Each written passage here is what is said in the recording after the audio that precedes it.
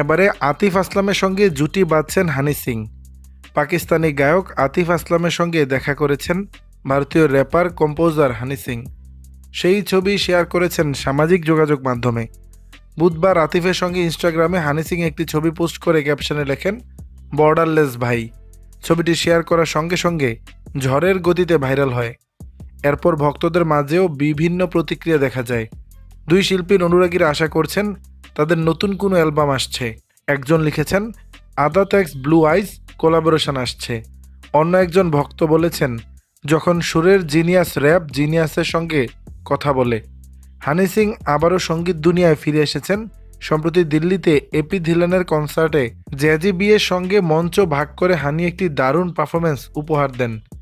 এছাড়া হানি সিং বর্তমানে তার ডকুমেন্টারি ইয়ো ইয়ো হানি সিং নিয়ে খবরের শিরোনামে রয়েছেন।